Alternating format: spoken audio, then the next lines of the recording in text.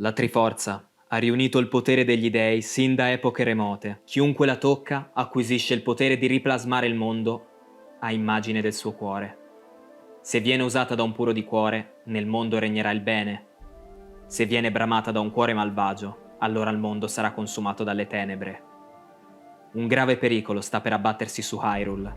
Non dobbiamo permettere a quel malvagio di impossessarsi della Triforza. Se avrai coraggio, potrai rovinare i suoi piani. Perché proprio io? Non posso battermi contro un male tanto spaventoso. Sì che puoi. Impara a conoscere il mondo esterno e cresci, Link. Ciao a tutti, lettori e anime watchers, e bentornati su Consigli Anime e Manga, la rubrica di Wikos in cui si parla in pochi minuti di anime e manga per tutti i curiosi di scoprire opere nuove.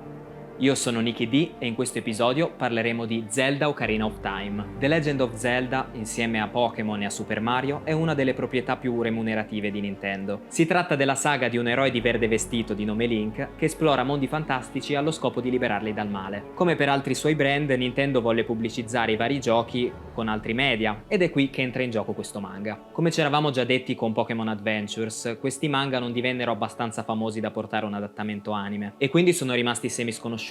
In Italia non sono mai usciti prima del 2010 grazie all'adattamento sempre di J-Pop. Ho scelto Ocarina of Time da una parte perché è stato il primo manga fatto dal duo Akira Imekawa, un duo di mangaka donne, che poi più avanti faranno altri adattamenti dei giochi di Zelda. Dall'altra perché Ocarina of Time è ancora oggi uno dei giochi più iconici della saga di Zelda, ed è ancora considerato uno dei giochi più importanti della storia. Ma nel caso siate curiosi di saperne di più su altri volumi di questa saga, fatemelo sapere nei commenti. La storia ricalca fedelmente la narrativa del gioco, la storia di come Link diventa l'eroe del tempo e sconfigge il malvagio Ganondorf per salvare Hyrule. Da fan dei giochi, secondo me gli aspetti più interessanti sono due. La prima è la personalità di Link, che essendo il tipico protagonista muto dei videogiochi Nintendo, in questo manga deve per forza avere un minimo di personalità, altrimenti sarebbe veramente noioso seguirlo, non essendoci più ovviamente il doppio del giocatore che lo comanda. Il personaggio è ben caratterizzato, senza allontanarsi ovviamente dalla sua base di eroe, ed è molto interessante vedere il suo passaggio emotivo lungo la storia. Il secondo aspetto sono le interazioni tra i personaggi, che sono molto ampliate rispetto al videogioco. È veramente bello poter vedere, anche attraverso alcuni capitoli filler completamente inventati dalle autrici, i rapporti di Link con tutti i suoi comprimari, in particolare gli amici con cui ha passato l'infanzia, la fatina Navi e soprattutto la principessa Zelda. Il difetto principale che ha purtroppo questo manga è il fatto di essere un po' troppo breve.